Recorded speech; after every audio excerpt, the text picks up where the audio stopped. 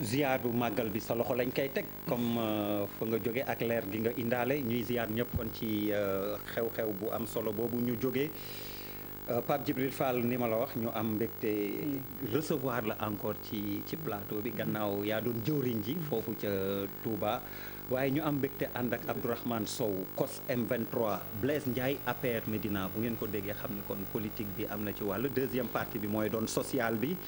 dinañ ci dikkaat nu mu gën a yaatoo troisième mandat est-ce que lu ñu war débat la Blaise yow laay laaj ndax lu ñu war a débat la jamono ji ñu toll 7 mois après élection président de la République Sori Kaba it peut-être di ngeen ne question bu trivial la bu simple ndax looloo tax ñu dàq ko. di dooree di nuyu ñi ñuy déglu yëpp di ko jaarale ci loxo njiitu kuréel gi TFM di ko tënk seen loxo yéen ñi fi teew ak di leen gërëm di leen sant ci invitation bi li ma bëggoon wax mooy que man sama tontu da ciy gàtt du actualité bi dafa jàmp waxtoom jotagul loolu daal laa ci mën a teg parce que waxtu bi jot mooy liggéey te sant ci yoonu defar réew mi kooku mu def naa mooy loo xam ne yomb na parce que amul ñaari dimanche ci ginnaaw dem nañu toog waxtaan ci faram-fàccee ci séminaire bu njiitu réew mi ñëw escalité président APR ànd ak ñun ñu am ci résolution bu ñu tënk ma yaakaar ne boo bokkee ci kuréel génn ci réunion boo xam ne tënk nañu dara mu nas ko mooy lan la ñu tënk dañu tënk ne nañu wax ci programme bi 5-3-5 li taxoon président nekk candidat teg ko ci loxo sénégalais yi ne lii laa bëgg a def dañ yaakaar ne ñun dañu war a fasu ci li ñu bëgg a def di ci wax boolewaale ci sénégalais yi ndax ñun ñëpp ñu ànd defandoo ko yoon boobu daal la ñu toog lancu ci teewul ñi ubbi débat bi question la sax boo xam ne dama koy delloo yéen presse bi nañu seet bi ñan ñoo ko ubbi est-ce que dafay jëriñ Sénégal wala dafay nësaxal Sénégal question yooyu aussi lu ñu war a laaj mais nag ki ko wax tamit ci yéen la bokk de ba ñu dàq ko kooku wax bi récent bi am ci la nit ñi taxaw ni dañ ko ci dàqee wax na yeneen yoo xam ne ci waxtaan bi mu waxtaan ak ci seen beneen naataango wax na yeneen yoo xam ne aussi dayoom mayoon na ko mu wax ko kon li mu wax yëpp dayoom may na ko mais lu tax seetuñu feneen foo xam ne fa lañ ko jëlee pour jaar ci yoonu génnee ko bu ñu fàtte ne directeur de Sénégalais de l'extérieur la woon ba mu am lu kuréel bu ñëw ci gouvernement bi bees bi ñëw après le président Macky deuxième mandat bi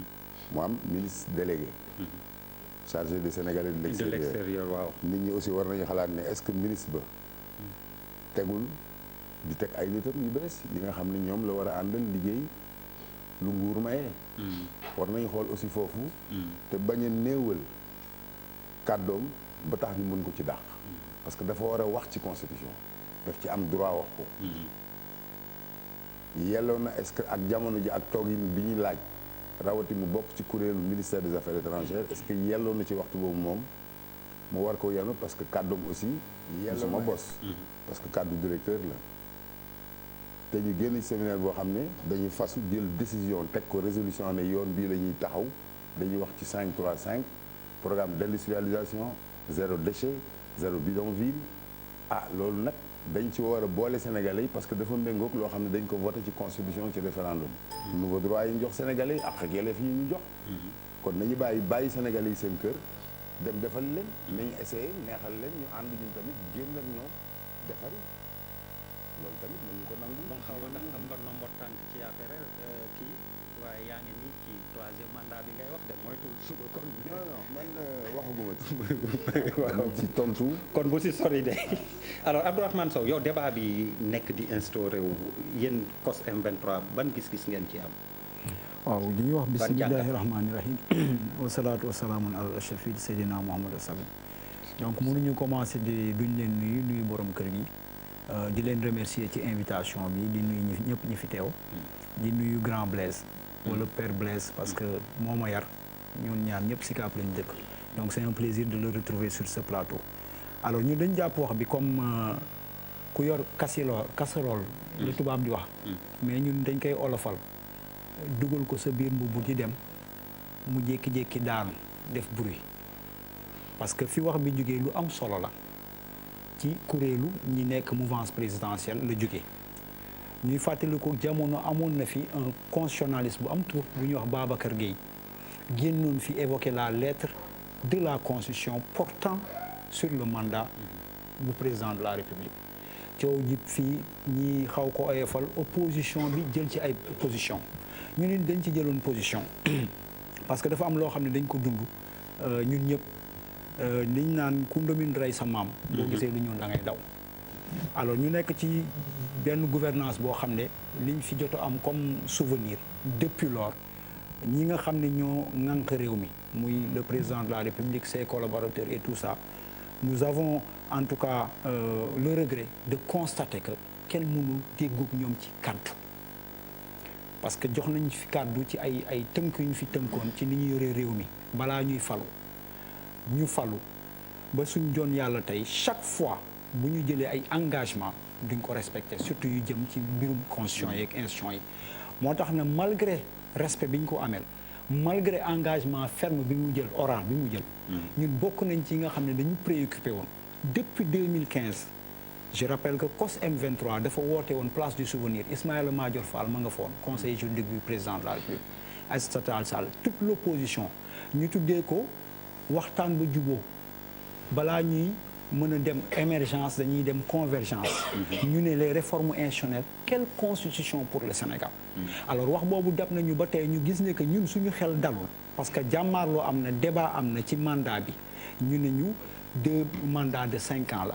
ñu nekkoon ci mandat de 7 ans en cours mu fàttali ñu lu ñuy wax des moments fatidiques de notre histoire politique parce que président nekkoon na fi jëloon ko engagement bu ferme ba ñun ñëpp ñu gëm ko ñu dem ba ci cappaandaw bi mu ne ñu naxe mbaay la dama leen doon nax wala man maa waxoon weddi naa li ma waxoon alors bu ñu gisee loolu fukki ak ñeenti doomi réew mi dee ci bàyyi seen bakkan indi ñu fi fitna gu rëy tey jii waratuñu xaar ba ñu fay yeggaat ñu naan xamoon nañ ko nañ artu balaa ñuy àtte ni ñu koy waxee qu'on pose le débat et pour nous c'est pas compliqué étant donné que le président de la République am na ci autorité am na ci sañ-sañ ñun suñu xel bu gàtt jàpp nañ ne que bind tubaab bu leer rek par une révision de la constitution revendiquée par l'opposition qui est autour du dialogue ñi ngiy dialogué luy ñuy faloo on les encourage parce que seetlu nañ ay xeex rek lañ fiy def di dóorante du mujj fenn chaque jour ñu conteste ay résultats dañ cee sonn kon ñoom ñu ngànk élection bu ñu demee ba déggoo ne ñi ngi waxtaan ñu jël Famara Ibrahima Sagna jël général ñaan def fa alhamdulilah mais ñi ngi leen di ñaan le président en premier et ces acteurs politiques ak société civile bi ñu teg le problème du mandat mu nekk benn condition sine qua non pour continuer sa dialogue mu leer quoi mu leer mooy ni que ñu tegal ko ne bu lii leeree ñu yeggali mooy réviser le constitution bi ñu wax ñu ne mandat 7 ans bi ci la bokk balaa lañ daloon daaw ba suñu ay nit di ci dee di ñu dalaat. mais est-ce que jar na ko Charles si su dee dañu convoquer rek l'esprit et la lettre de la constitution bi ñu koy defar je pense que le problème est réglé Macky Sall loolu rek war na ko tënk je pense. man je pense que bu ñu demee si archive u jàkkaarloo yi juste après présidentielle ou de 2024 kii lu mu tudd 24 février j'ai parlé du 3e mandat en disant on va droit vers ça. Parce que tout simplement constitution bi lu ñu ko tëral mais bien entendu qu'il y a une possibilité. Charles, je suis désolé. Bien entendu pour moi. Je suis désolé, moi je suis pas d'accord. Je dis encore une fois, bien entendu pour moi, c'est pour cela que je l'ai dit, qu'absolument rien n'interdit le président bi mu solliciter un 3e mandat dans le libellé du texte. Rien ne l'interdit, c'est deux mandats consécutifs de 5 ans moo précédé 5 ans bi dans ce qui 5 ans bi bokk aussi ça renvoie à 5 ans bu nañ ko lire bu baax a baax il ne faut pas oublier quelque chose ça veut dire que ce sont ay professeurs yoo xamante ne ñoo ñuy jàngal droit ñoo toog en 2011 ñoom jii di jàngal droit ñii di ko interpréter ñii di ko wax ñu toog ñoom déggawuñu seen biir indi fi débat bu dul jeex sur le 3e mandat d'Abdoulaye Wade il est allé vers son 3e mandat bu ñu fàtte kuréel bu ñuy wax conseil constitutionnel moo validé lu mu tudd la présentation de c'est quand même le droit donc man duñ ko libellé je parle seulement sur cette affaire bi c'est le même conseil constitutionnel du Sénégal bii moo taxaw au-dessus du peuple sénégalais décider à sa place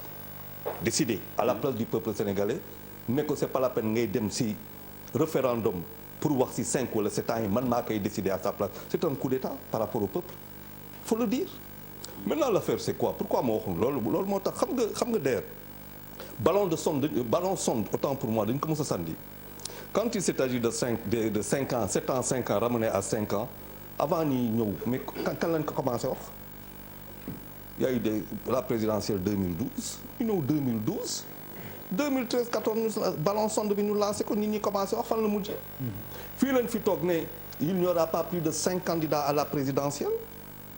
mais deful kii on est arrivé à ça veut dire absolument rien ne doit surprendre les Sénégalais man moom problème mooy que Blaise toog bokk ci APR.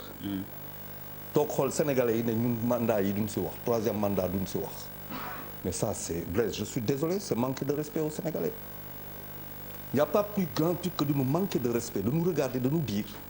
ñun duñ ci wax bu jotee dinañ ci wax mais ñun ñooy kan donc nous on est des moutons de Panurge à qui on dit comment faire les choses mais quelqu'un va t'avoir xool ñu dans le blanc des yeux ne ñu yéen 5 ans boo leen ma falee 5 ans lay def wala 7 ans 5 ans nga jóge ci 5 ans boobu mu nekk 17 ans ñu xoolaat ñu dans les blancs des yeux ne non vous n'êtes pas assez équilibré finalement je vais faire 17 ans avec vous est-ce que nit mën na xalaat loolu. Maintenant, si le peuple sénégalais décide qu'il va vers un 3e mandat, le peuple est libre. Bu fekkente ne tam mu ngi koy xalaat mun na am liberté boobu parce que les politiques sont comme ça. Mais on doit respect à ce peuple-là. Mais président de la République tey war na taxaw coow am na. Mais il est entendu que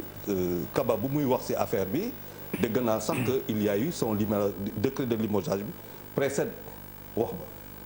Oui, voilà, moo tax. loolu dégg naa ko. loolu nit ñi wax nañu ko commencer par demander est-ce que mais il n'y a pas de fumée sans feu. Ça veut dire il n'y a pas de fumée sans feu dans un pays boo xamante ne dañuy politique sur politique. bu ñuy libérer Karim Wade le 2 juin 2015 le président de la République wax ko RFI. Le 23 juin dans la nuit mu libéré wu. bu ñuy wax 2015 bu ñuy wax affaire Khalifa Sall c'est à la télévision defe naa France 24. Charles, excuse-moi de revenir en arrière s'il te plaît, c'est uniquement pour préciser que effectivement le décret quand même a été signé lundi yow je pense que da nga naan l'information qui court